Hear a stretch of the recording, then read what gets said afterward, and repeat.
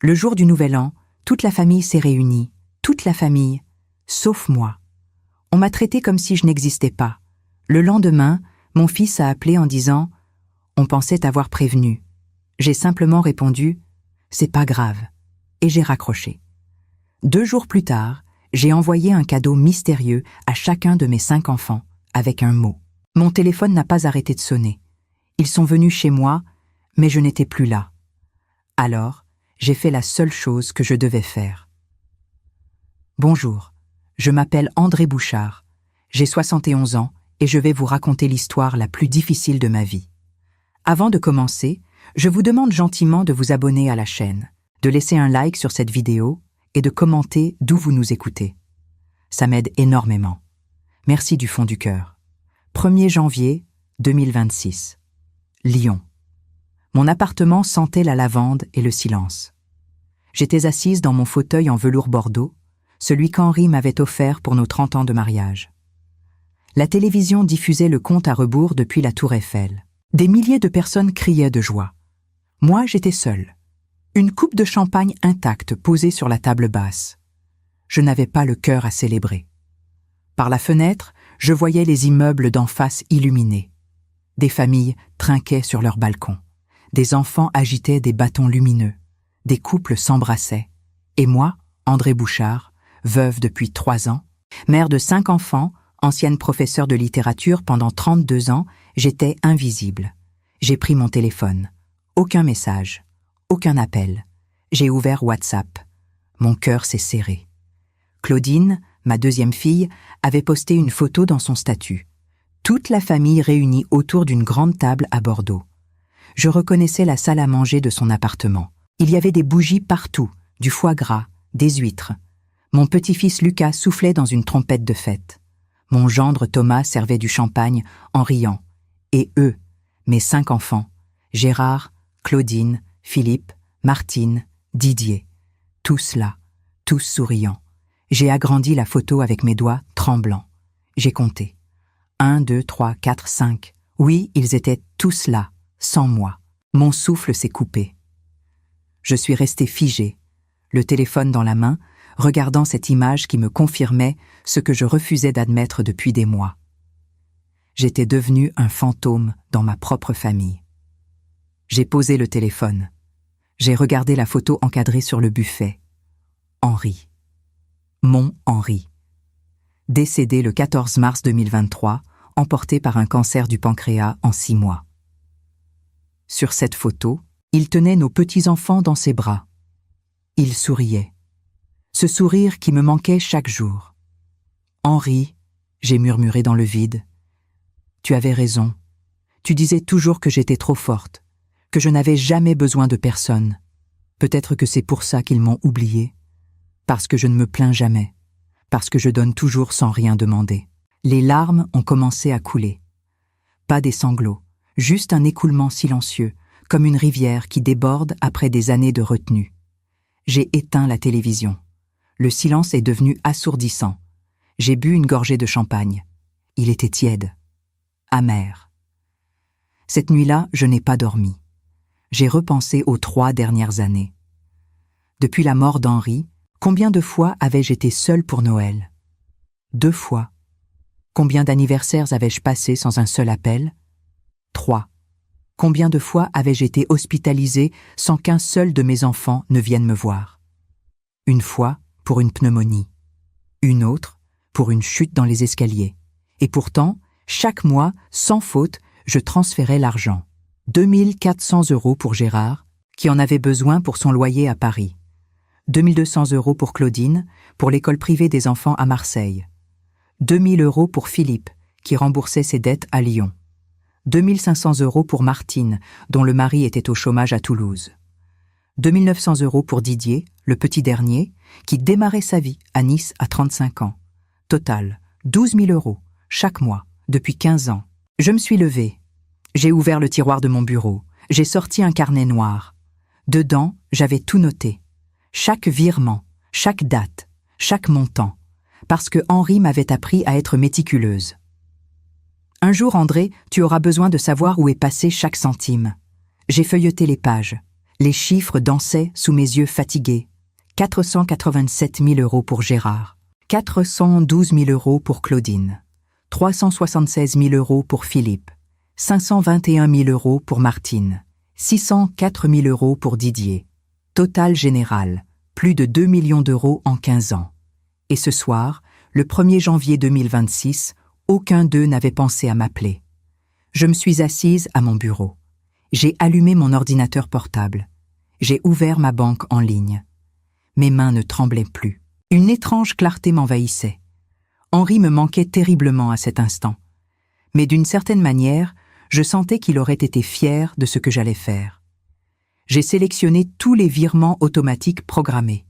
Clic, clic, clic, 5 virements mensuels. Et j'ai appuyé sur « Annuler ». Un message est apparu. Êtes-vous sûr de vouloir annuler ces transactions récurrentes? J'ai regardé l'écran. Puis la photo d'Henri. Puis mes mains ridées, ces mains qui avaient tant donné. Oui, j'ai murmuré. Je suis sûr. Clic. Opération effectuée avec succès. Je me suis adossée à ma chaise. Mon cœur battait fort, mais pas de peur. De liberté. Pour la première fois depuis des années, j'avais fait quelque chose pour moi. Le lendemain, 2 janvier, je me suis réveillée avec une sensation étrange. Comme si un poids énorme s'était enlevé de ma poitrine. J'ai préparé mon café, du vrai café moulu comme Henri l'aimait, et je me suis installée près de la fenêtre. Lyon était grise ce matin-là. Une pluie fine tambourinait contre les vitres. Les rues étaient presque vides, cette torpeur typique du lendemain du Nouvel An. Mon téléphone a vibré vers 11 heures. C'était Philippe, mon fils de 40 ans, celui du milieu. Mon cœur a fait un bond malgré moi. Peut-être qu'il appelait pour s'excuser. Peut-être qu'il avait réalisé. « Allô, maman, bonne année !» Sa voix était enjouée, presque trop. Je l'entendais mâcher quelque chose. « Bonne année, Philippe. Écoute, on voulait t'appeler hier soir, mais c'était la folie chez Claudine. Tu sais comment c'est. Les enfants courèrent partout. Thomas avait préparé ce festin de malade. » Il a ri. « Franchement, on pensait t'avoir prévenu pour le dîner. Ça s'est décidé tellement vite, tu vois. » J'ai fermé les yeux. Ma main serrait le téléphone si fort que mes jointures étaient blanches. « On pensait t'avoir prévenu. » Ces mots résonnèrent dans ma tête comme une gifle. Pas d'excuses, pas de « on est désolé ». Juste une supposition floue, une responsabilité diluée dans le « on ». « Maman, tu es là ?»« Oui, Philippe, je suis là. »« Bon, tant mieux. En tout cas, bonne année, hein? On se voit bientôt. Bisous ?» Il n'a même pas attendu ma réponse. Clic. Silence. J'ai posé le téléphone sur la table. J'ai respiré lentement, profondément. Une partie de moi voulait pleurer. L'autre partie, celle qui avait cliqué sur « Annuler » la veille, restait calme, froide, déterminée. « Tu dobem, Philippe ?» j'ai murmuré dans le vide. Tout va bien. Mais rien n'allait bien. Le lendemain, 3 janvier, je me suis habillée avec soin. Tailleur gris anthracite, celui que je portais pour mes réunions importantes à l'université. Mes cheveux blancs attachés en chignon serré. Rouge à lèvres discret. Henri disait toujours que j'étais la plus élégante des femmes, même à 71 ans. J'ai pris le tramway jusqu'au centre-ville. Destination. Le cabinet de Maître Blanchard, notre avocat de famille depuis plus de 20 ans. Son bureau se trouvait rue de la République, dans un immeuble haussmannien avec des moulures dorées et un ascenseur ancien. Quand je suis entrée, Maître Blanchard était au téléphone. Il a levé les yeux, surpris de me voir, et a rapidement conclu son appel. « Madame Bouchard, quelle surprise! Asseyez-vous, je vous en prie. » C'était un homme d'une 60aine d'années, toujours impeccablement vêtu, avec des lunettes rondes qui lui donnaient un air de professeur. Il connaissait toute l'histoire de notre famille. C'était lui qui avait réglé la succession d'Henri. « Maître, j'ai besoin de votre aide pour quelque chose d'urgent. » Il a croisé ses mains sur le bureau, attentif. « Je vous écoute. Je veux suspendre tous les virements mensuels que je fais à mes enfants, immédiatement. » Il a cligné des yeux. 1 fois, 2 fois, puis il a toussé, gêné. « Pardon, vous voulez... » Suspendre les virements? Tous? Tous. Mais Madame Bouchard, il s'agit de 12 000 € par mois. Vos enfants comptent sur cet argent. Gérard ne pourra plus payer son loyer. Claudine doit... J'ai levé la main pour l'interrompre. Je sais exactement à quoi sert chaque centime, maître. Et c'est précisément pour cela que je veux que ça s'arrête. Aujourd'hui. Le silence s'est installé dans le bureau. On entendait juste le tic-tac de l'horloge ancienne au mur. « Madame Bouchard, » il a repris doucement. « Puis-je vous demander pourquoi ?» Je l'ai regardé droit dans les yeux. « Parce que mes enfants m'ont oublié, et je refuse de payer pour être invisible. » Il a baissé les yeux, mal à l'aise. Puis, il a hoché la tête. « Très bien, je vais préparer les documents nécessaires. Mais, êtes-vous sûr? C'est une décision lourde de conséquences. » J'en suis absolument certaine. J'ai sorti de mon sac une enveloppe épaisse en papier craft. Dedans, 5 enveloppes plus petites, chacune fermée avec un seau de cire rouge. Oui, de la vraie cire. Henri collectionnait les seaux anciens. J'en avais utilisé un avec nos initiales entrelacées, H&A. Je veux que vous envoyiez ces lettres à mes enfants, par courrier recommandé. Elles doivent arriver demain, le 4 janvier. Maître Blanchard a pris les enveloppes avec précaution, comme si elles contenaient quelque chose de sacré. Qu'y a-t-il dedans? Vous le saurez bien assez tôt. Je me suis levée. Il m'a raccompagnée jusqu'à la porte. Madame Bouchard, prenez soin de vous. C'est exactement ce que je compte faire, maître. En rentrant chez moi, j'ai ressenti une étrange sensation, un mélange de peur et d'exaltation. J'avais déclenché quelque chose d'irréversible. Mais pour la première fois depuis la mort d'Henri, je me sentais vivante. Le soir même, j'ai commencé à trier mes affaires. J'ai vidé les placards, rangé les livres, plié les draps. J'ai emballé la vaisselle qu'Henri et moi avions choisie ensemble lors de notre voyage en Provence. Chaque objet racontait une histoire. Chaque bibelot portait un souvenir. Mais je ne pleurais plus. J'avançais. Parce que j'avais un plan. Un plan qu'Henri lui-même aurait approuvé. Le 4 janvier au matin, mes 5 enfants ont reçu leur enveloppe. Je le savais parce que j'avais demandé à Maître Blanchard de me confirmer la livraison. Tous reçus, m'a-t-il écrit par SMS à 10h47. J'imaginais leur visage, la confusion, l'inquiétude peut-être. Gérard, toujours si sérieux, ouvrant lentement le cachet de cire, Claudine, si impulsive, déchirant l'enveloppe avec impatience. Philippe, méfiant. Martine, anxieuse. Didier, agacé. À l'intérieur, chacun trouvait la même chose. Une vieille clé en laiton, celle de la maison de famille en Bretagne, et un mot manuscrit de ma plus belle écriture. Mes chers enfants, tout ce que vous devez savoir se trouve là où tout a commencé. Vous avez jusqu'au 10 janvier. Ne soyez pas en retard. Cette fois, c'est important. Avec tout mon amour, maman. Courte, énigmatique, suffisamment troublante pour les forcer à réagir. Mon téléphone a commencé à sonner vers midi. D'abord Claudine, puis Gérard, puis Philippe, Martine, Didier. Je n'ai répondu à aucun appel. J'ai éteint mon téléphone. Je l'ai rangé dans un tiroir et j'ai souri. Pour la première fois depuis 3 ans, c'était moi qui décidais, pas eux. Les appels ont continué toute la journée du 5 janvier. Mon téléphone éteint vibrait quand même dans le tiroir, comme un cœur qui refuse de s'arrêter. Je l'ai sorti une fois, juste pour voir. 47 appels manqués, 23 messages vocaux, des dizaines de SMS. « Maman, qu'est-ce qui se passe ?»« Rappelle-moi urgent. »« C'est quoi cette clé ?»« Maman, tu me fais peur. »« Ok, c'est pas drôle. Décroche. » J'ai tout lu sans répondre. Puis, j'ai remis le téléphone dans le tiroir. Ce matin-là, je suis allé à la banque. La BNP Paribas de la Part-Dieu. Mon conseiller, Monsieur Roux, un jeune homme d'une 30aine d'années toujours très poli, m'a reçu dans son bureau vitré. « Madame Bouchard, que puis-je faire pour vous aujourd'hui ?»« Je veux vendre mon appartement. » Il a failli recracher son café. « Pardon ?»« Mon appartement, 142 mètres carrés, 4e étage, ascenseur, vue sur le Rhône. Je veux le vendre, rapidement. »« Mais, madame, c'est une décision importante. Vous vivez là depuis 38 ans. Je sais. Avez-vous réfléchi à... J'ai 71 ans, monsieur Roux. Je n'ai plus le temps de réfléchir. J'ai le temps d'agir. Il a hoché la tête, impressionné malgré lui. Très bien. Je vais vous mettre en contact avec notre partenaire immobilier.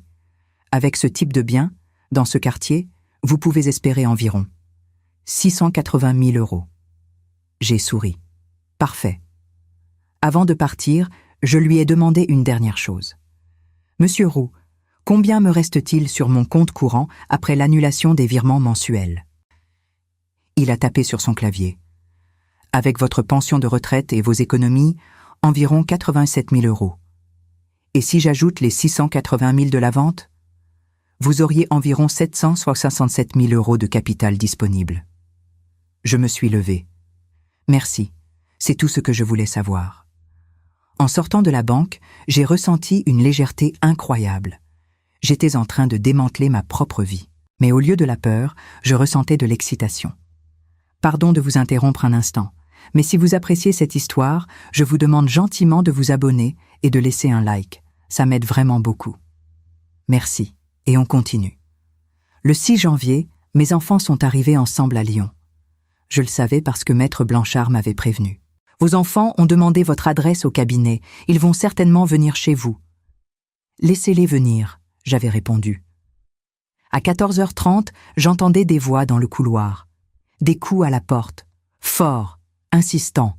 « Maman, ouvre !»« Maman, on sait que tu es là !»« Arrête ce cirque, s'il te plaît. » Je n'ai pas ouvert.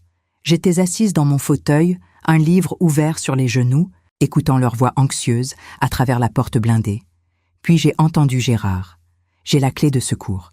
« Tu es sûre ?» C'était Claudine. Maman me l'a donnée il y a 2 ans, après sa chute, pour les urgences. Eh bien là, c'est une urgence. Ouvre. Le bruit de la clé dans la serrure, la porte qui s'ouvre lentement, leurs pas dans l'entrée. Maman. Silence. Ils sont entrés dans le salon. Et ils se sont figés. L'appartement était vide. Enfin, presque. Il ne restait que les meubles trop lourds pour être déménagés. Le canapé, la bibliothèque, la table de la salle à manger, mais tout le reste avait disparu.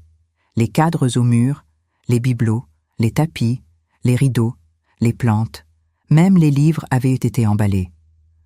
Au centre du salon, sur la table dépouillée, il y avait 5 piles de documents. Chacune portait un nom écrit en lettres dorées sur une chemise cartonnée. Gérard, Claudine, Philippe, Martine, Didier. Claudine s'est approchée la première. Elle a ouvert sa chemise.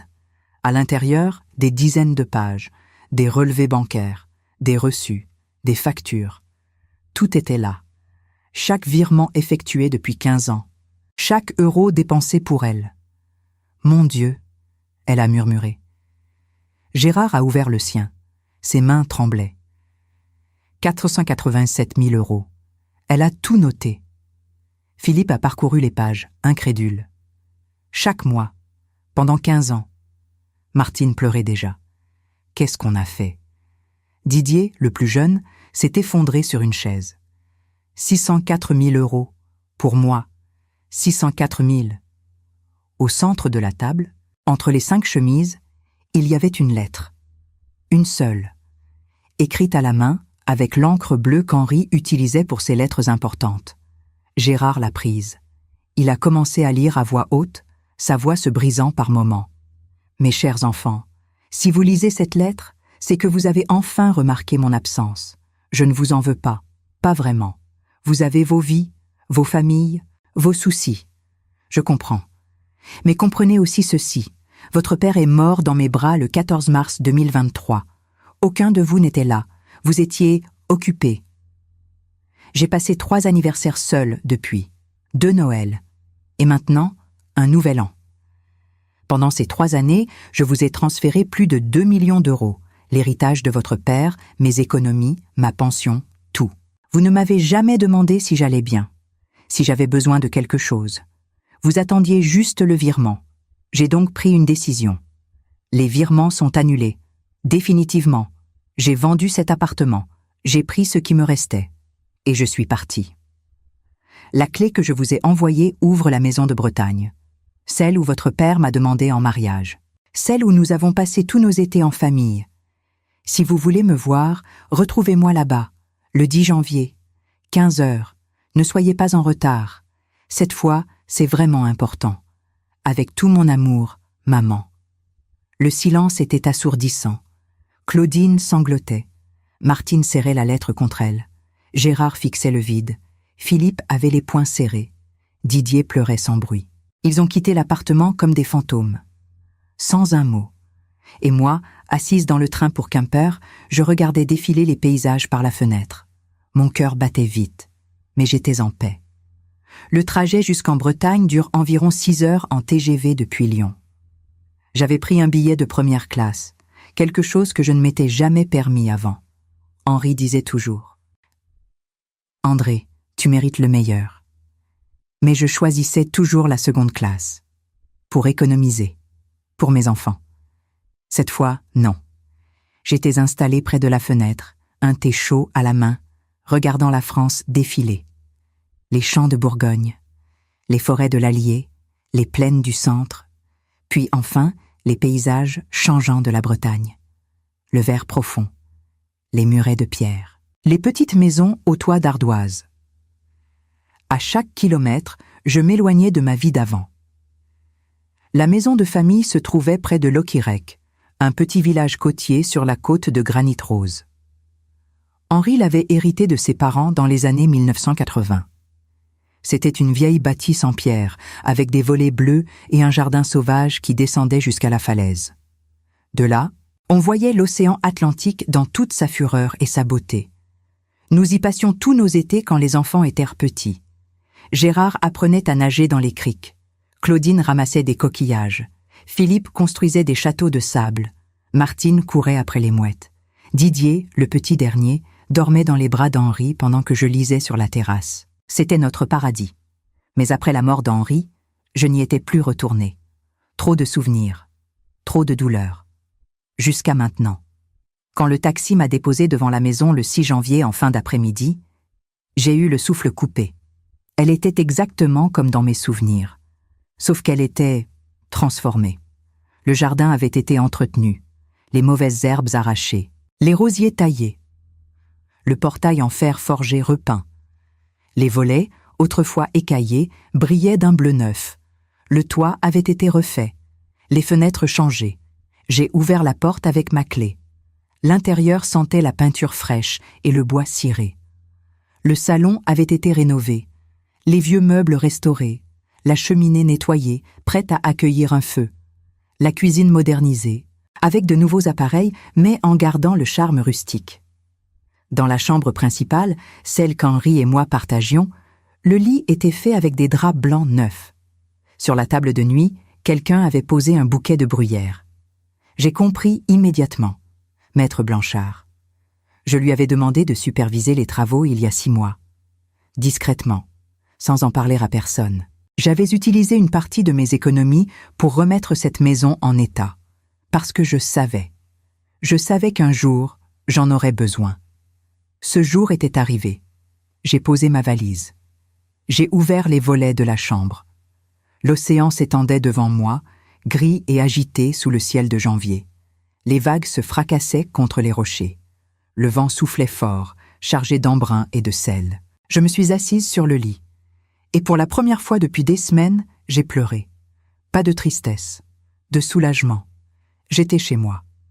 Les jours suivants ont passé dans une étrange tranquillité. Je me levais tôt, préparais du café, marchais sur la plage déserte. Le froid de janvier était mordant, mais vivifiant. Je portais le vieux manteau d'Henri, celui qu'il mettait pour ses promenades matinales. Il sentait encore son eau de Cologne, même après 3 ans. Je lisais, je cuisinais pour moi, je regardais les mouettes, je pensais. Et je préparais ce que j'allais dire à mes enfants. Le 9 janvier au soir, j'ai allumé un feu dans la cheminée. J'ai sorti une bouteille de vin rouge, un Côtes-du-Rhône que Henri adorait. J'ai rempli un verre. J'ai levé la main vers le ciel, comme pour trinquer avec lui. « Henri, » j'ai murmuré. « Demain, ils viennent. J'espère que je fais ce qu'il faut. J'espère que tu serais fier de moi. » Le feu crépitait. Les flammes dansaient dans la cheminée. Dehors, l'océan grondait. J'ai bu une gorgée de vin. Il était bon, profond, réconfortant. Cette nuit-là, j'ai dormi paisiblement pour la première fois depuis des années. Le 10 janvier est arrivé. Le jour de vérité, je me suis levé à 7 heures. J'ai pris une douche chaude. J'ai mis ma plus belle robe, celle en laine bleu marine que Henri m'avait offerte pour nos 40 ans de mariage. J'ai attaché mes cheveux, mis du rouge à lèvres. Je voulais qu'il me voie forte, digne, vivante. À 14h30, j'ai entendu des voitures se garer devant la maison, des portières qui claquent, des voix. Mon cœur battait vite, mais j'étais calme. J'ai ouvert la porte avant qu'ils ne frappent. Ils étaient tous les 5. Gérard, en costume sombre, le visage fermé. Claudine, les yeux rouges. Visiblement, elle avait pleuré pendant tout le trajet. Philippe, les mains dans les poches, mal à l'aise. Martine, tremblante, serrant son manteau contre elle. Didier, le plus jeune, qui évitait mon regard. « Bonjour mes enfants », j'ai dit simplement. Personne n'a répondu. « Entrez ». Ils sont entrés lentement, comme des étrangers dans une maison qu'ils connaissaient pourtant par cœur. Ils regardaient autour d'eux, stupéfaits par la transformation. « Maman !» Claudine a commencé, mais sa voix s'est brisée. « Asseyez-vous !» J'ai pointé le salon. 6 chaises étaient disposées en cercle autour de la cheminée où brûlait un feu. 6 tasses de thé attendaient sur la table basse, comme si je les avais attendues. Ils se sont assis en silence. Je suis resté debout un moment, les regardant un par un. Mes enfants. Mes 5 enfants que j'avais portés, élevés, aimés de toute mon âme, et qui m'avaient oublié. Je sais que vous avez beaucoup de questions. J'ai commencé d'une voix posée. Mais avant, laissez-moi vous raconter quelque chose. Je me suis assise à mon tour. J'ai pris ma tasse de thé entre mes mains. La chaleur me réconfortait. Dehors, la pluie avait commencé à tomber, fine et régulière. On entendait l'océan au loin, ce bruit sourd et constant qui avait bercé tant de nos étés. Il y a 3 ans, j'ai commencé lentement. Votre père est mort, le 14 mars 2023, un mardi. Il était 3h42 du matin. Claudine a baissé les yeux. Gérard serrait sa tasse si fort que ses jointures blanchissaient. Il est mort dans mes bras, dans notre lit, à Lyon. Le cancer avait gagné. On le savait depuis 6 mois. On en avait parlé, lui et moi, des funérailles, de l'héritage, de l'avenir. J'ai marqué une pause. Mais surtout, on a parlé de vous. Philippe a relevé la tête brusquement. Henri vous aimait plus que tout. Vous étiez sa fierté, ses 5 enfants, sa lignée, son héritage vivant. Mais dans ces derniers jours, il était inquiet. Inquiet de quoi ? A demandé Martine d'une petite voix. De moi, de ce que j'allais devenir sans lui. Le silence s'est installé, seulement le crépitement du feu. Il me disait, « André, tu es trop généreuse, tu donnes tout, tu ne sais pas dire non. Promets-moi que si nos enfants te prennent pour acquise, si ils t'oublient, tu ne resteras pas là à souffrir en silence. Promets-moi que tu vivras pour toi. » Ma voix tremblait légèrement. Je lui ai promis. Didier a ouvert la bouche, puis l'a refermée. Après sa mort, j'ai essayé de tenir cette promesse, mais c'était difficile. Vous aviez tous besoin d'aide. Gérard, ton divorce te coûtait une fortune. Claudine, l'école privée des enfants. Philippe, tes dettes. Martine, le chômage de ton mari. Didier, ton installation à Nice. J'ai posé ma tasse. Alors j'ai donné, chaque mois, 12 000 € pendant 3 ans. Parce que c'est ce que font les mères? Non, on donne. On se sacrifie. On met nos enfants avant tout. Claudine pleurait ouvertement maintenant. Mais quelque chose s'est passé, lentement, sans que je m'en rende compte au début. Vous avez arrêté d'appeler. Vous avez arrêté de demander comment j'allais. Les visites se sont espacées, puis ont disparu. Maman, on était occupés, tu sais comment c'est? A commencé Philippe. J'ai levé la main. Occupé, oui. Trop occupé pour un appel de 5 minutes. Trop occupé pour venir me voir quand j'ai fait une pneumonie en octobre 2024. Trop occupé quand je suis tombé dans les escaliers en mars 2025. Trop occupé pour Noël. pour mon anniversaire. Ma voix est devenue plus dure, mais jamais trop occupée pour vérifier que le virement était bien tombé. Gérard a fermé les yeux, comme si mes mots étaient en découp. Et puis il y a eu ce nouvel an, le 1er janvier 2026. Vous vous souvenez? Silence de mort. Vous étiez tous réunis chez Claudine, à Bordeaux, toute la famille, sauf moi. Personne n'a appelé, personne n'a pensé à m'inviter. Ou plutôt, comme Philippe me l'a dit, on pensait t'avoir prévenu. Philippe a baissé la tête, honteux. Cette nuit-là, j'ai compris quelque chose. J'étais devenu invisible, un fantôme dans ma propre famille, une machine à donner de l'argent. J'ai pris une grande inspiration. Alors j'ai décidé de tenir ma promesse à Henri. J'ai annulé les virements. J'ai vendu l'appartement de Lyon pour 680 000 €. J'ai rénové cette maison avec une partie de mes économies et je suis venue ici. Martine sanglotait maintenant. « Maman, on est désolé, tellement désolé. Je sais que vous êtes désolé. Maintenant. Parce que l'argent s'est arrêté, parce que vous avez eu peur. Mais est-ce que vous auriez été désolé si les virements avaient continué ?» Personne n'a répondu. C'est ce que je pensais. J'ai regardé chacun d'eux, longuement. Je ne vous en veux pas, vraiment. Vous êtes des adultes avec vos propres vies, vos propres problèmes.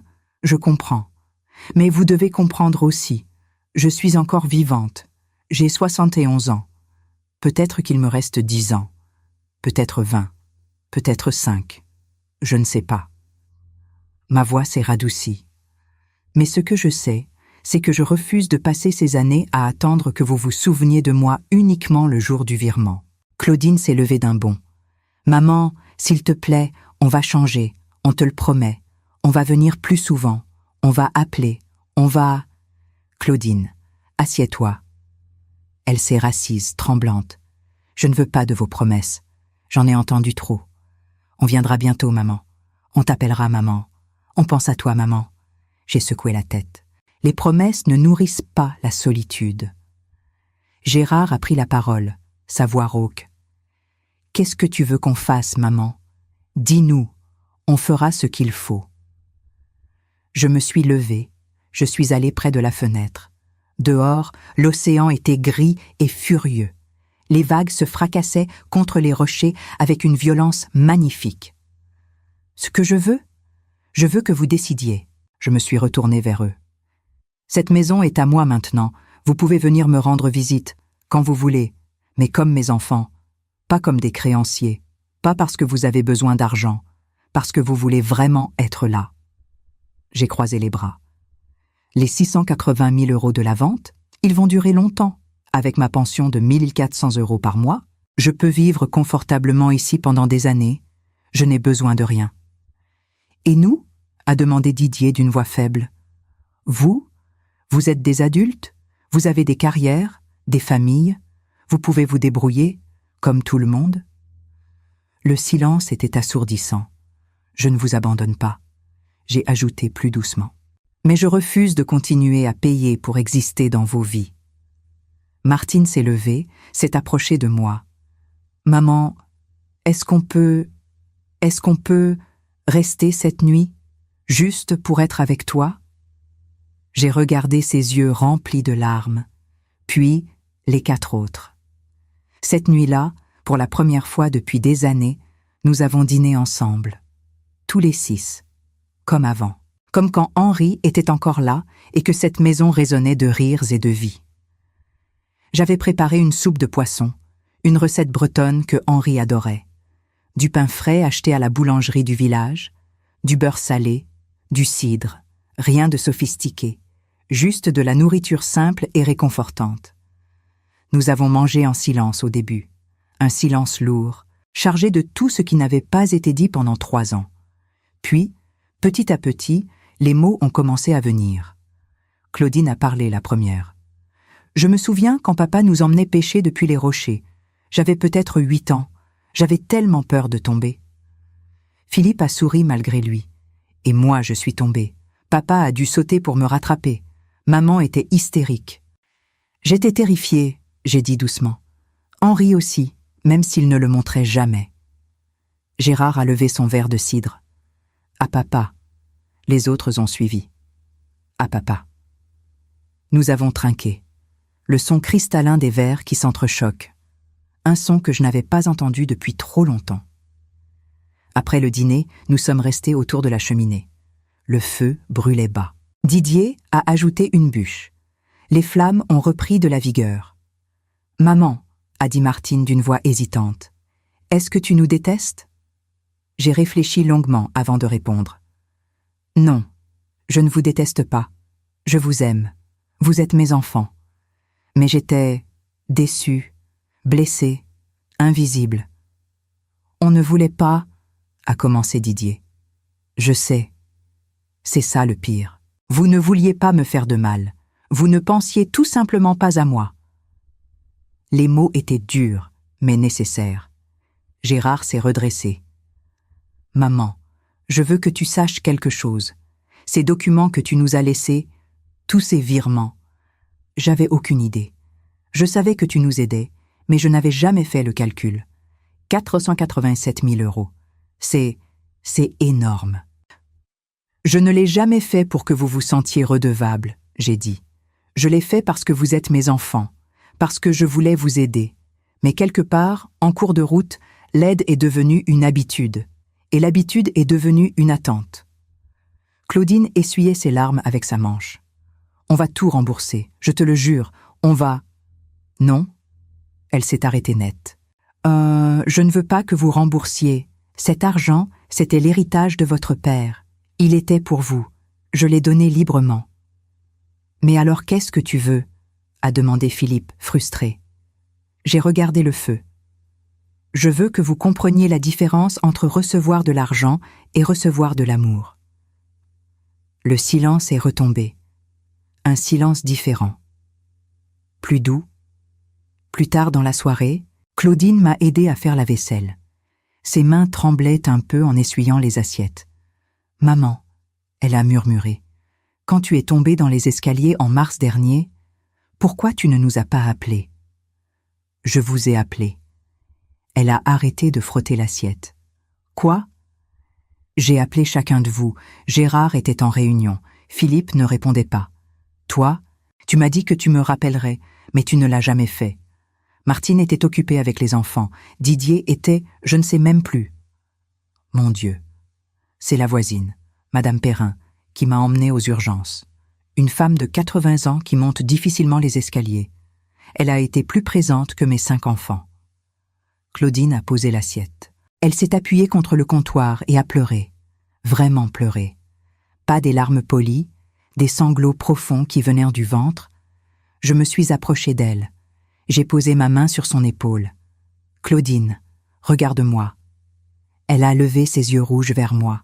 « Je ne te raconte pas ça pour te faire du mal. Je te le raconte pour que tu comprennes. Pour que ça ne se reproduise plus. » Jamais. Elle a hoqueté. « Je te jure, maman, plus jamais. » Je l'ai serrée dans mes bras. Ma fille, ma Claudine. Je sentais son corps trembler contre le mien. Je sais, ma chérie, je sais. Cette nuit-là, mes 5 enfants ont dormi dans leurs anciennes chambres. Les lits étaient faits, les draps propres, comme si je les avais toujours attendus.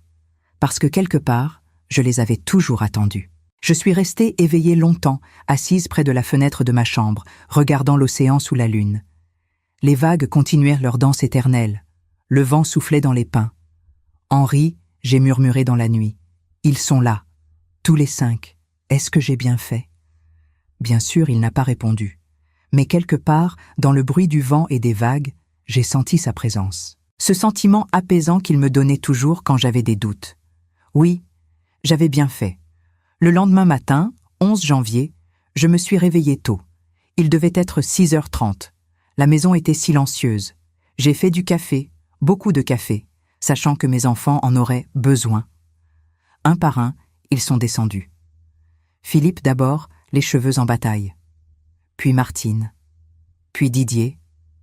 Puis Gérard. Finalement, Claudine. Nous avons pris le petit déjeuner ensemble autour de la table de la cuisine. Croissants, confiture, beurre, café, jus d'orange, des choses simples, des choses précieuses. « Maman, » a dit Gérard après un long silence, « on doit rentrer aujourd'hui. le travail, les enfants. Mais est-ce qu'on peut revenir? Bientôt? J'ai souri. Vous pouvez revenir quand vous voulez. C'est votre maison aussi. Non, il a secoué la tête. C'est ta maison, mais on aimerait être invité. Vous êtes toujours invité. Claudine a pris sa tasse à 2 mains. Et si on établissait un calendrier? Comme ça, on sait qui vient quand, pour qu'il y ait toujours quelqu'un, pour que tu ne sois jamais seule. J'ai regardé ma fille. Tu ferais ça? On ferait tous ça, a dit Martine fermement. Didier a hoché la tête. Je peux venir un week-end par mois, c'est pas si loin de Nice. Et moi de Toulouse, a ajouté Martine. Lyon, c'est facile, a dit Philippe. Gérard s'est levé. Je vais créer un calendrier partagé. On va s'organiser. Je les ai regardés, ces 5 adultes qui planifiaient sérieusement comment être présents dans ma vie. Mes enfants. Peut-être qu'il n'était pas trop tard. Les jours suivants ont été étranges. Étranges dans le bon sens. Mes enfants sont rentrés chez eux le 11 janvier, mais quelque chose avait changé. Mon téléphone, que j'avais rallumé après leur départ, s'est mis à vibrer régulièrement. Des messages. De vrais messages. Pas juste « le virement est passé » ou « salut maman ». Non, de vrais messages. Claudine m'envoyait des photos de ses enfants. Lucas a eu 18 sur 20 en français. Il tient de sa grand-mère. Avec un cœur. Philippe m'appelait le soir. Juste pour prendre des nouvelles. Comment s'est passée ta journée? Martine m'a envoyé une recette. Tu te souviens de ce gâteau que papa adorait? J'ai retrouvé la recette. Je te l'envoie. Gérard m'a fait livrer des fleurs. Des lys blancs, mes préférés. Avec une carte, parce que tu mérites d'être célébré tous les jours, pas juste aux anniversaires qu'on oublie. Pardon, maman. Et Didier, mon petit Didier, est revenu 3 semaines plus tard, un samedi après-midi, sans prévenir. J'étais dans le jardin, en train de tailler les rosiers, quand j'ai entendu une voiture se garer. Je me suis redressée, intriguée. Didier est descendu de sa Renault bleue, les bras chargés de sacs de course. « Salut maman. »« Didier, qu'est-ce que tu fais là ?»« C'est mon week-end, selon le calendrier. » Il a souri.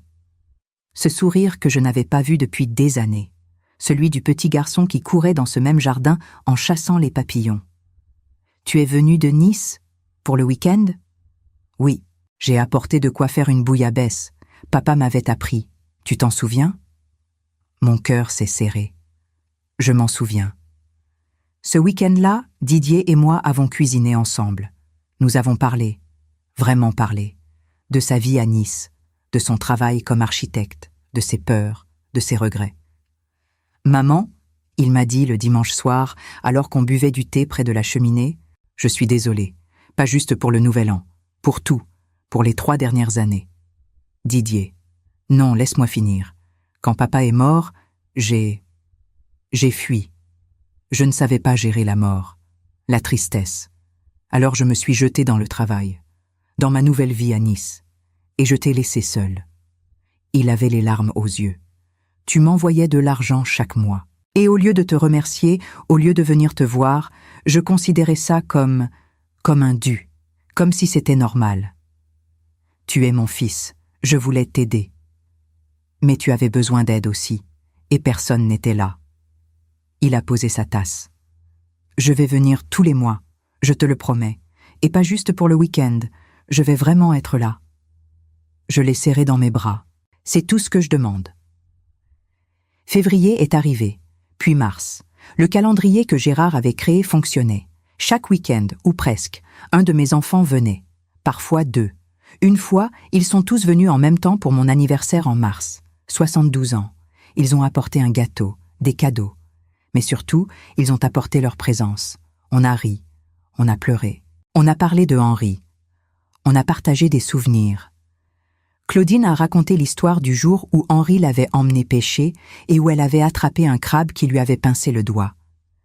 Philippe a parlé de la fois où Henri lui avait appris à faire du vélo ici même, dans ce jardin. Martine s'est souvenue des chansons que Henri inventait pour les endormir. Gérard a partagé quelque chose que je ne savais pas. Papa m'a écrit une lettre. Juste avant de mourir, Je ne l'ai jamais lu, je ne pouvais pas. Et maintenant? J'ai demandé doucement. Maintenant, je pense que je suis prêt. Il l'a sortie de sa poche. Une enveloppe jaunie. Il l'a ouverte lentement. Sa voix tremblait en lisant à voix haute. Mon cher Gérard, si tu lis cette lettre, c'est que je suis parti. Je sais que ça va être difficile pour toi. Tu es l'aîné. Tu as toujours senti que tu devais être fort pour les autres. Mais n'oublie jamais ta mère. Elle paraît forte, indestructible même. Mais elle a besoin de vous, plus que tu ne le crois. Prends soin d'elle. Pas avec de l'argent, pas avec des cadeaux, avec ta présence. C'est tout ce qu'elle veut vraiment. Je t'aime. Et mon fils. Papa. Le silence qui a suivi était chargé d'émotions. Gérard pleurait sans retenue. Claudine aussi. Tous mes enfants pleuraient. Et moi aussi. Il savait, a murmuré Gérard. Il savait qu'on te négligerait. Non, j'ai dit doucement. Il espérait que vous ne le feriez pas, mais il se préparait au cas où. Didier s'est levé brusquement. On ne te négligera plus jamais, maman. Jamais. Et pour la première fois depuis des années, j'ai vraiment cru que c'était possible. Les mois ont passé. Avril, mai, juin. Ma vie en Bretagne était devenue une routine apaisante. Je me levais tôt. Je marchais sur la plage. Je lisais, j'écrivais. J'avais même commencé à donner des cours de français à quelques enfants du village.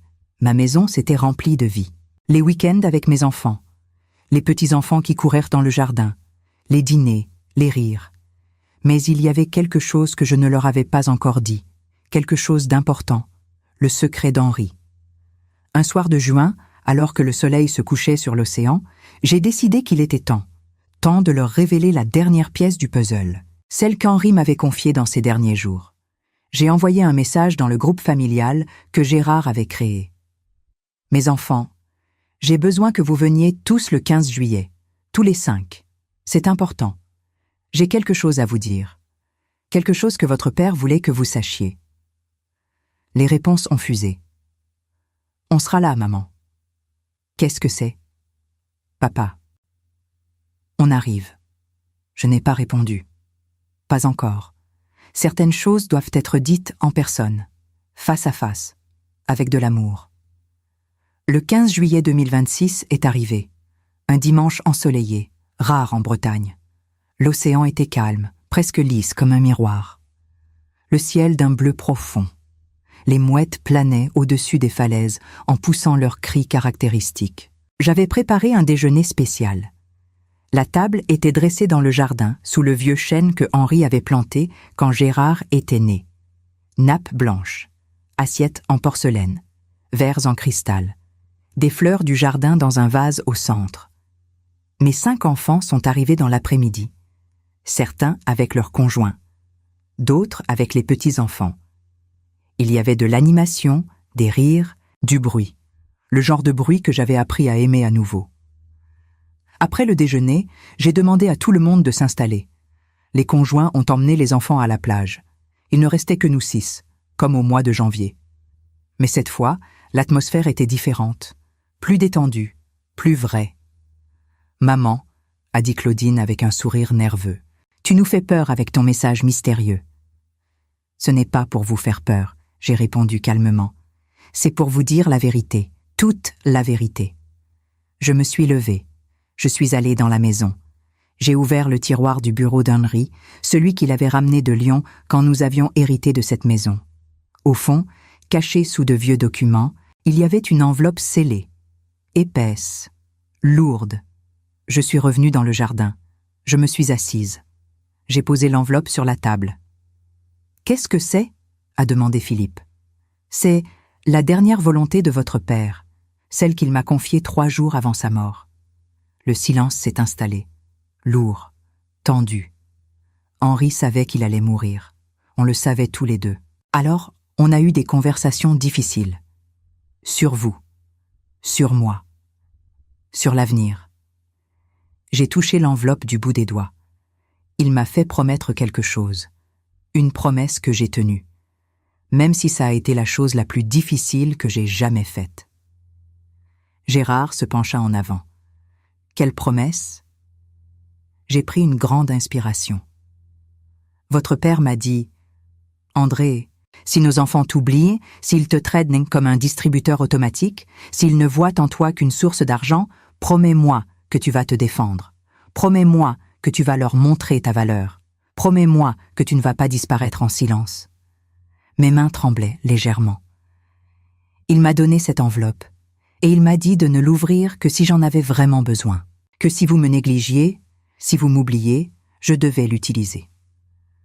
L'utiliser pourquoi? A demandé Martine, la voix serrée. Pour vous tester. Le mot est tombé comme une pierre dans l'eau. Le nouvel an, j'ai continué lentement, ce n'était pas un accident. Claudine a écarquillé les yeux. Quoi? Je vous ai tous prévenus pour le dîner chez Claudine, tous les 5, séparément, en novembre, 2 mois avant. Philippe a secoué la tête, incrédule. Non, non, tu ne... Si. Je vous ai envoyé un message à chacun. Le nouvel an approche. Claudine organise un dîner à Bordeaux. Elle aimerait que vous veniez tous. Confirmez-moi votre présence. J'ai marqué une pause. Aucun de vous n'a confirmé. Aucun de vous n'a répondu. Vous avez juste ignoré le message. Didier était pâle. Maman. Le 30 décembre, j'ai envoyé un dernier message. Alors, vous venez demain chez Claudine? Je veux savoir si je dois venir aussi. Ma voix tremblait maintenant. Gérard, tu as répondu « Oui, on y va ». Philippe. Sûrement. Martine. Je pense oui. Didier. Ouais. Claudine, tu as juste envoyé un emoji pouce levé. Ils étaient tous figés. Personne n'a dit « Oui, maman, viens avec nous ». Personne n'a dit « Bien sûr que tu es invité ». Vous avez juste confirmé que vous y alliez. Vous, pas moi. Les larmes coulaient sur les joues de Claudine. Alors, le 31 décembre, je suis restée chez moi, seule, pour voir si l'un de vous remarquerait mon absence, si l'un de vous m'appellerait. Mon Dieu, a murmuré Gérard. Personne n'a appelé. Pendant tout le réveillon, toute la soirée, vous étiez tous ensemble, et pas un seul d'entre vous n'a pensé « Tiens, où est maman ?»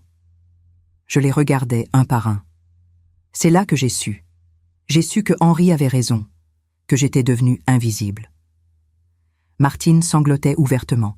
« Maman, on est des monstres. » « Non, » j'ai dit fermement. « Vous n'êtes pas des monstres. Vous êtes des humains occupés, égocentriques parfois, comme nous le sommes tous. Mais vous aviez besoin d'un choc, d'un réveil brutal. » J'ai ouvert l'enveloppe d'Henri. À l'intérieur, il y avait plusieurs documents. Je les ai étalés sur la table. Le premier était une lettre manuscrite d'Henri, adressée à moi. « Lis-la, maman, » a dit Philippe d'une voix rauque. « S'il te plaît. » J'ai pris la lettre. Mes mains tremblaient tellement que j'avais du mal à la tenir. « Ma chère André, si tu lis cette lettre, c'est que je suis partie. Et c'est que nos enfants ont échoué le test. Je suis désolée, mon amour. Désolée de te laisser seule. Désolée de ne pas pouvoir te protéger. Mais je te connais. Tu es forte. Trop forte parfois.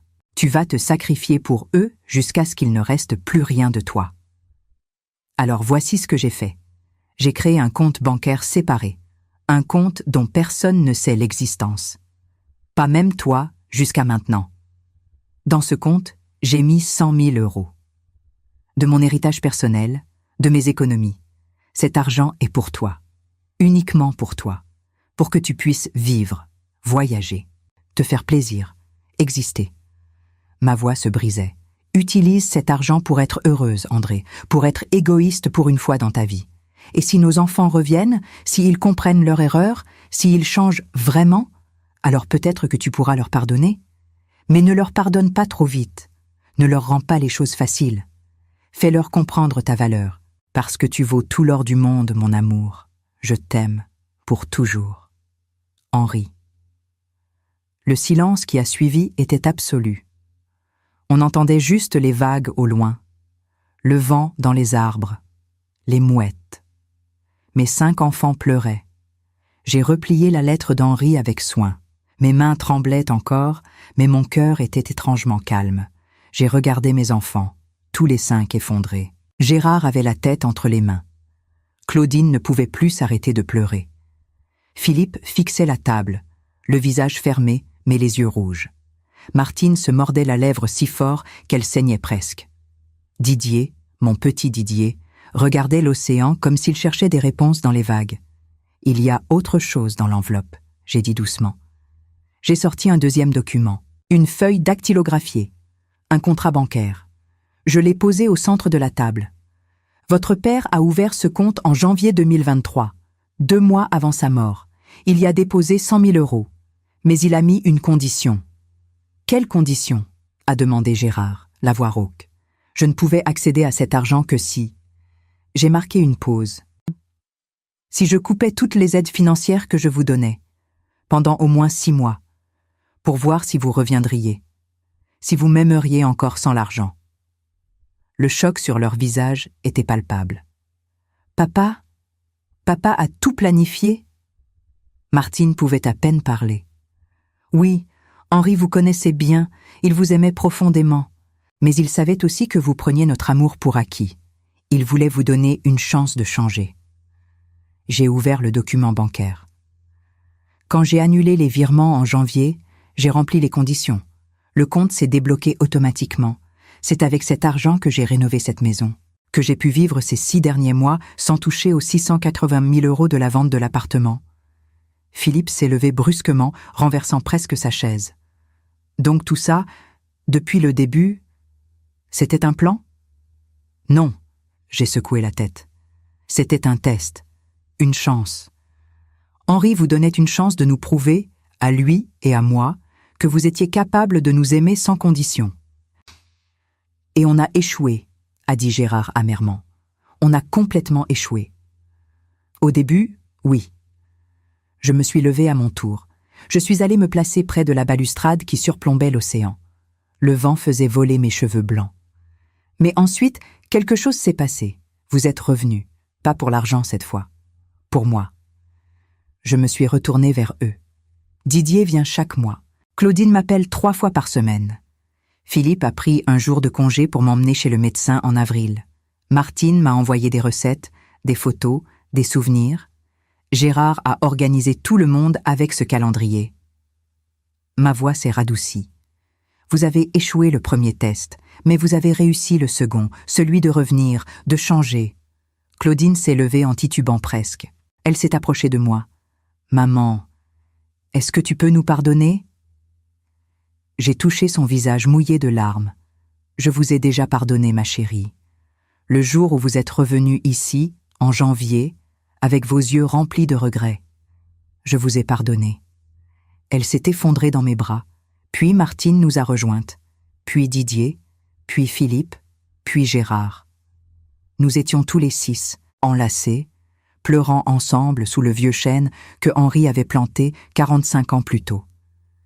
« Votre père serait fier de vous, » j'ai murmuré, « parce que vous avez compris. Vous avez changé. » Nous sommes restés comme ça longtemps. Le temps s'était arrêté. Il n'y avait plus que nous, une famille, brisée mais en train de se réparer. Quand nous nous sommes finalement séparés, Gérard a essuyé ses yeux. « Maman, il y a quelque chose que je dois te dire, que nous devons tous te dire. » Il a regardé ses frères et sœurs. Ils ont tous hoché la tête. On a pris une décision, tous les 5, il y a 2 semaines. Quelle décision ? Claudine a pris le relais. On a mis en commun nos économies. Chacun de nous a contribué selon ses moyens. On ne peut pas te rembourser les 2 millions, a continué Philippe. Pas maintenant, peut-être jamais complètement.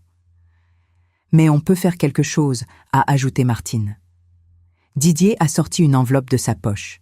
Une enveloppe bleue avec le logo d'une agence de voyage. On t'a acheté un voyage, 1 mois en Italie. Les endroits dont tu rêvais avec papa. Rome, Florence, Venise. La côte amalfitaine. Je les regardais, incrédule. Vous avez... quoi ? Papa voulait t'y emmener, a dit Gérard doucement, pour vos 50 ans de mariage. Mais il est mort avant. Tu nous l'as raconté une fois, tu t'en souviens? Je m'en souvenais. Henri et moi avions prévu ce voyage. Nous avions même commencé à réserver. Puis le diagnostic était tombé.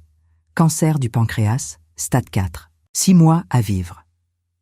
Le voyage n'avait jamais eu lieu. On ne peut pas te rendre papa, a dit Claudine, sa voix tremblante. Mais on peut t'offrir ce voyage, en son honneur. Et tu ne partiras pas seul, a ajouté Martine. Chacun de nous viendra avec toi pour une semaine, tour à tour, pour que tu aies toujours de la compagnie, pour que tu ne sois jamais seul. Les larmes coulèrent sur mes joues maintenant, des larmes de joie, de soulagement, d'amour. Mes enfants, s'il te plaît, accepte, a supplié Didier. Laisse-nous faire ça pour toi. J'ai ouvert l'enveloppe avec des mains tremblantes. À l'intérieur, il y avait des billets d'avion, des réservations d'hôtel, un itinéraire complet. Septembre 2026, un mois entier. C'est trop... Non, a dit Gérard fermement. Ce n'est jamais trop pour toi. On a mis 3 ans à le comprendre. Mais maintenant, on le sait. Je les ai regardés. Mes 5 enfants, ces êtres humains imparfaits que j'avais mis au monde, que j'avais élevés, qui m'avaient brisé le cœur et qui maintenant essayaient de le réparer. D'accord, j'ai murmuré. J'accepte. Les cris de joie ont explosé. Mes petits-enfants, qui étaient revenus de la plage, ont couru vers nous en demandant ce qui se passait. Les conjoints souriaient. C'était le chaos. Le beau chaos d'une famille vivante. Ce soir-là, nous avons fait un grand feu sur la plage, tous ensemble, les adultes, les enfants, tout le monde. On a grillé des marshmallows, chanté de vieilles chansons françaises que Henri adorait, raconté des histoires. Et j'ai regardé mes enfants jouer avec leurs propres enfants dans le sable. J'ai vu Gérard porter son fils sur ses épaules, Claudine courir après sa fille, Philippe construire un château de sable avec ses jumeaux, Martine apprendre à son plus jeune à chercher des coquillages. Didier racontait des histoires aux petits réunis autour de lui. Henri, j'ai murmuré en regardant les étoiles. Tu avais raison. Ils ont juste eu besoin d'un rappel. Un rappel qu'ils ont une mère. Une mère qui les aime, mais qui mérite aussi d'être aimée. Le feu crépitait. Les vagues chantaient. Ma famille riait. Septembre 2026 est arrivé plus vite que je ne l'aurais cru. Les mois d'été avaient été remplis de préparatifs, de visites de mes enfants et surtout de moments de paix que je n'avais plus connus depuis des années. Ma maison en Bretagne était devenue un véritable foyer. Non plus un refuge solitaire, mais un lieu de rassemblement. Le 5 septembre, j'ai pris l'avion pour Rome. Gérard m'accompagnait pour la première semaine. Nous avons marché dans les rues pavées, visité le Colisée, jeté des pièces dans la fontaine de Trévi, mangé des pâtes carbonara dans de petites trattorias où les serveurs nous appelaient Mama et Ofiglio. Un soir, assis sur les marches de la Piazza di Spagna, Gérard m'a pris la main. « Maman, je veux que tu saches quelque chose. » « Quoi donc ?» J'ai commencé une thérapie. En avril. Je me suis tournée vers lui, surprise. « Une thérapie ?» Oui, parce que je me suis rendu compte que je reproduisais avec mes propres enfants ce que j'avais fait avec toi. J'étais absent, toujours occupé, toujours ailleurs. Sa voix tremblait. Je ne veux pas que mes fils grandissent en pensant que leur père ne les voit pas, comme j'ai arrêté de te voir. J'ai serré sa main. Gérard, le fait que tu en prennes conscience, c'est déjà énorme. C'est grâce à toi, à ce que tu as fait. Tu nous as forcés à nous regarder dans le miroir, et ce qu'on a vu n'était pas beau. Il a essuyé une larme. Mais on change. Je change. Grâce à toi. La deuxième semaine, Claudine m'a rejointe à Florence. Nous avons admiré le David de Michel-Ange, traversé le Ponte Vecchio, visité les jardins de Boboli. Une après-midi, alors qu'on prenait un café sur la Piazza della Signoria, elle m'a confié quelque chose. « Maman, j'ai quitté mon travail. J'ai failli recracher mon espresso. » Quoi ? J'étais directrice marketing dans une grande entreprise. Ça payait bien, très bien. Mais je travaillais 70 heures par semaine. Je ne voyais jamais mes enfants. Je ne voyais jamais personne. Elle a regardé les pigeons picorer des miettes sur le sol. Après ce qui s'est passé en janvier, j'ai réalisé que j'étais en train de sacrifier ma vie pour un salaire. Comme je t'avais sacrifié pour... Pourquoi, au fait? Pour mon confort. Claudine. Non, laisse-moi finir. J'ai trouvé un nouveau poste, moins payé, mais avec des horaires normaux. Je rentre chez moi à 17h. Je dîne avec mes enfants. Je les aide à faire leurs devoirs. Je vis. Elle m'a regardé dans les yeux. Tu m'as appris ça, maman, que la vie ne se mesure pas en euros, mais en moments. Philippe m'a rejointe à Venise. Nous avons fait une promenade en gondole, visité la basilique Saint-Marc. Nous sommes perdus dans les ruelles étroites en riant comme des enfants. Un soir, sur le pont du Rialto, il m'a dit « J'ai remboursé toutes mes dettes. Philippe, c'est merveilleux. C'est grâce à toi. Enfin, pas directement. Mais quand tu as coupé les virements, j'ai été forcé de vraiment regarder mes finances, de faire des choix difficiles. » Il a contemplé le Grand Canal. Pendant des années, je vivais au-dessus de mes moyens parce que je savais que tu serais là pour rattraper mes erreurs. C'était facile. Trop facile. Et maintenant ? Maintenant, je suis responsable. Enfin, à 40 ans. Mieux vaut tard que jamais, non ? J'ai ri. Définitivement. Martine m'a accompagné sur la côte amalfitaine. Nous avons regardé le coucher de soleil depuis Positano, goûté des citrons plus gros que nos poings à Sorrente, visité les ruines de Pompéi. Sur une terrasse surplombant la mer, elle m'a avoué « Mon mari a retrouvé du travail. Un bon travail. Mais tu sais ce qu'on a décidé ? Non, quoi. On va mettre de l'argent de côté. Pas pour nous, pour toi, au cas où tu en aurais besoin. » Martine, ce n'est pas nécessaire. Si, ça l'est. Pendant 3 ans, tu as été notre filet de sécurité. Maintenant, on veut être le tien. Ses yeux brillaient de détermination. Plus jamais tu ne seras seule, maman. Plus jamais. Enfin, Didier m'a rejointe pour la dernière semaine. Retour à Rome. Nous avons visité les endroits que j'avais manqués. Le Vatican, la Villa Borghese, les catacombes. Le dernier soir, assis dans un restaurant près du Trastevere, il m'a tendu une enveloppe. Qu'est-ce que c'est ? Ouvre. À l'intérieur, il y avait des clés et un document. J'ai acheté un appartement, à Quimper, à 20 minutes de ta maison. J'étais sans voix. Je déménage de Nice. J'ai trouvé un poste d'architecte en Bretagne. Je veux être proche de toi, maman. Pour de vrai, pas juste les week-ends. Les larmes me montaient aux yeux. Didier, papa m'a appris à dessiner des maisons. Toi, tu m'as appris ce qui fait un foyer. Et un foyer, c'est là où est la famille. Il a souri. Alors je rentre à la maison. Le vol retour vers la France le 5 octobre était doux amer. J'avais vécu 1 mois de rêve. Les endroits que Henri et moi avions voulu voir ensemble. Et je les avais vus avec nos enfants.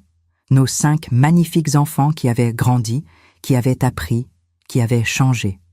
Quand l'avion a atterri à Brest, ils étaient tous là. Les 5. Avec une immense banderole. « Bienvenue à la maison, maman ». Je suis sortie de l'aéroport et ils m'ont tous serré dans leurs bras, un par un, puis tous ensemble. On t'aime, maman. On t'aime tellement. Merci de ne pas avoir abandonné avec nous. Merci de nous avoir appris. Merci d'être toi. Ce soir-là, de retour dans ma maison en Bretagne, alors que l'océan chantait sa berceuse éternelle, je me suis assise à mon bureau. J'ai sorti du papier et un stylo, et j'ai écrit une lettre, une dernière lettre. Mon cher Henri, tu avais raison, comme toujours. Nos enfants ont eu besoin d'une leçon difficile, mais nécessaire. Ils l'ont apprise. Le test que tu as créé, ils l'ont finalement réussi. Pas du premier coup, mais ils l'ont réussi. J'ai utilisé ton cadeau. Les 100 000 €, pour cette maison, pour ma liberté, pour me prouver que je pouvais exister sans être un distributeur. Et maintenant, ils m'aiment.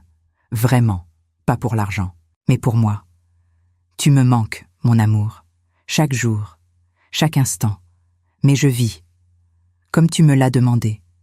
Je vis pleinement, entourée de nos enfants qui ont enfin compris. Merci Henri. Merci pour ton dernier cadeau, ton dernier test. Grâce à toi, J'ai retrouvé ma famille. Et grâce à toi, j'ai retrouvé moi-même. Je t'aime. Pour toujours. André. J'ai plié la lettre. Je suis sortie dans le jardin. La nuit était claire. Les étoiles brillaient. J'ai allumé une petite bougie et j'ai brûlé la lettre, regardant les cendres s'envoler dans le vent nocturne, vers Henri, vers l'éternité, vers l'amour qui ne meurt jamais.